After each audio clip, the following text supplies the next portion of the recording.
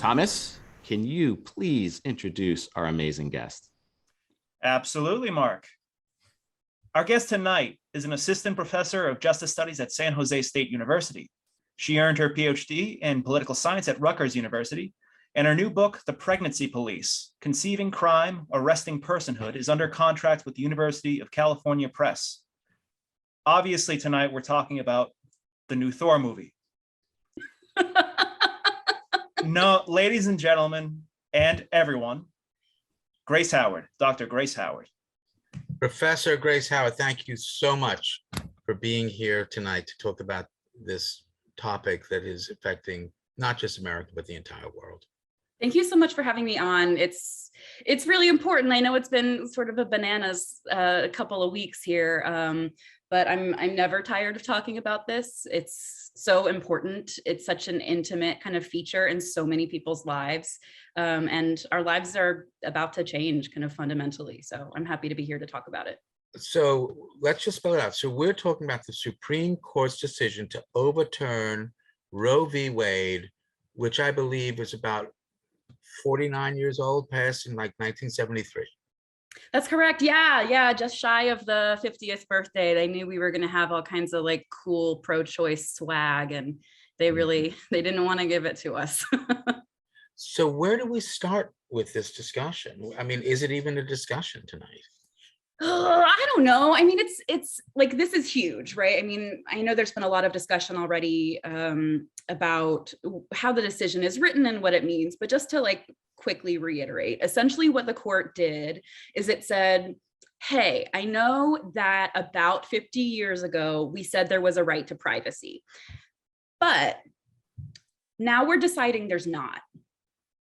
And they said essentially, but don't worry about it. We're not going to get rid of all of your privacy rights. We're only going to get rid of this one because the state of Mississippi says that this privacy right is leading to you destroying living humans, i.e. fertilized eggs, embryos, and fetuses, right? So that's what they said. But if you read between the lines, and I think that we really ought to, there is no way that they can have this decision written as is and not have it take out every other privacy right. Those are things like birth control. Those are things like gay marriage. Those are things like non-procreative sex of all kinds. I know we say like gay sex, but like non-procreative sex, period. I mean, when you saw anti-sodomy laws on the books, they weren't just for gay people, it was for non-procreative sex overall, right? So all of these things rely on a right to privacy, which is never explicitly stated in the Constitution. The word privacy isn't in there, right? But we can look at all these little amendments and kind of taken together. 50 years ago, the court said, it sort of looks like there's a right to privacy here. Let's do it, right? So this court in this opinion has essentially dismantled this whole thing. And that's really only the tip of the iceberg. But now everyone in every state can vote on it, right? Like if I'm in any state, I get to vote. Yeah, so I mean, this is something that's really frustrating too, is that, I mean, I would suggest that the way that our voting system is set up, it's like inherently anti-democratic, right? The structure of the Senate, right? Where, you know, people in LA County, the population is so huge and it's bigger than, you know, all of these state populations put together, but California gets 2 senators just like every other state does. So, I mean, what this decision did was it kicked the issue back to the states, right? And that means that if you are someone with voting rights in a state, then like hypothetically, you can vote and you can keep abortion legal where you are. That's really hypothetical though, because this court, of course, has also been very active in gutting voting rights, right? For like the last decade or so, they've been like really active in this way. We see all of this really rough gerrymandering that it's being ruled as acceptable, right? It used to be if states wanted to pass some kind of voting regulation, we would assume that that regulation was unconstitutional and the burden was on the state to prove this is why we really, really need this regulation. It had to be like super important, but we got rid of that too. Right. So now states can pass all of these voting restrictions. I know in my area of expertise, I work in reproductive law broadly, but I do a lot of work on the criminalization of pregnancy.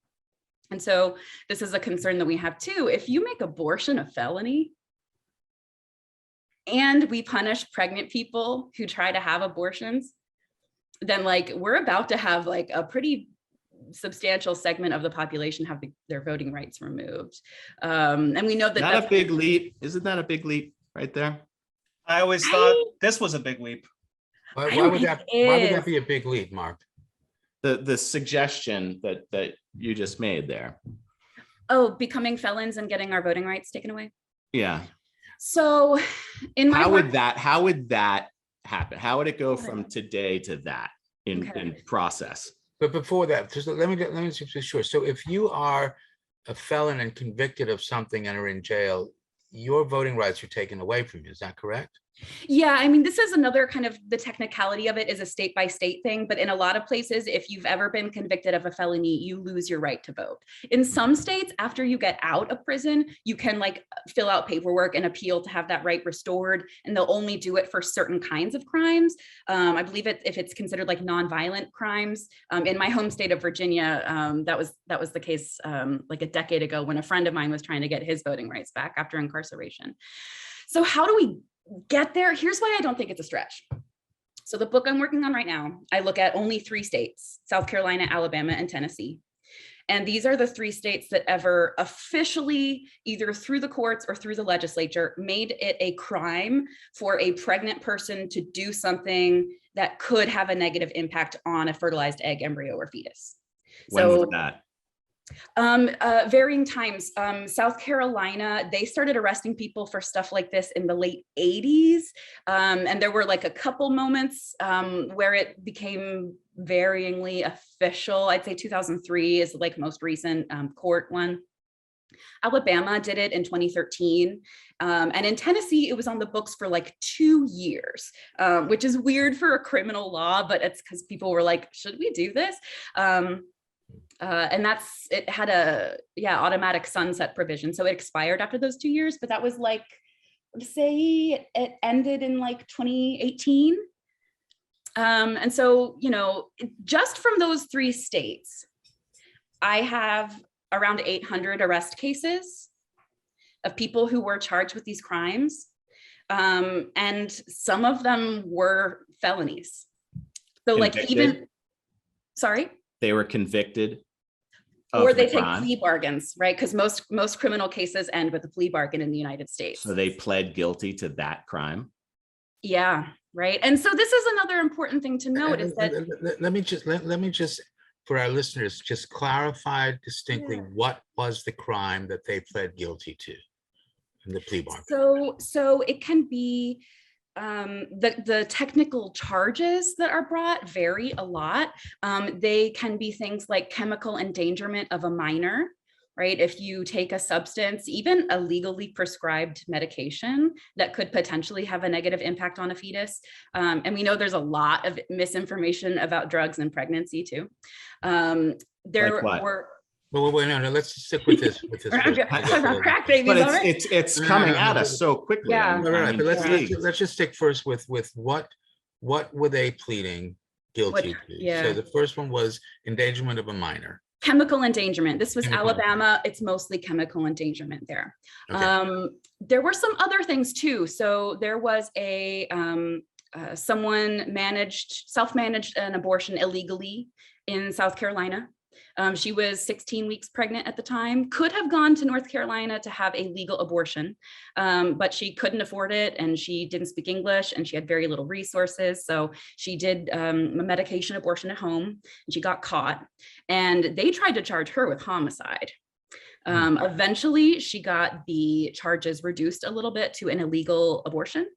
There are cases where people are charged feticide is another that we see. So these 2 aren't from my study states, but just as illustrative. So one of these cases, it was someone surviving a suicide attempt. She was in her 3rd trimester of pregnancy and an immigrant woman, pretty isolated in Indiana. Bebe Shui is her name. And her boyfriend left her and she freaked out and she ingested rat poison and survived. And went to the hospital and was like, do everything you can to save my baby. They did an emergency cesarean section, but the baby didn't make it. And she sat in prison or in jail rather, for a year. They didn't give her bond. She was charged with feticide, which is a felony. It's a homicide charge. She got out on a technicality, but just a few years later, another woman in Indiana was convicted for well, two things, even though there was only one fetus, so it could technically only be one. They say that she caused a miscarriage to happen. They charged her with neglecting a newborn and with causing the miscarriage, right? It can only be one. And she got a 20-year sentence for this, right? So a lot of these folks are getting, I mean, they're having their children taken away, which is substantial, right? But they are also having lengthy prison sentences or terms of probation that are sort of just impossible to comply with, especially when you really look into kind of the details of their lives and what they have going on, right? So this is all with the protection of Roe v. Wade, by the way. Right. You know, I've got around 800 cases from my 3 states, but for the US, we've counted at least 1,800 arrest cases under Roe v. Wade. So without that, I think we should only expect to see more. I expect to see people, most of the time, people are getting arrested when they go to give birth. So like the baby comes out, they slap handcuffs on you and they put you in a solitary cell in a jail. So I don't but mean there's other stuff too.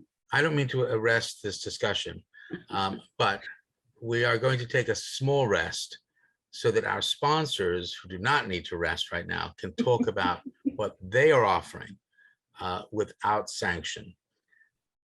Larry, let's take a commercial break. We'll be right back with the Dr. Joe Show. Stretch the cat.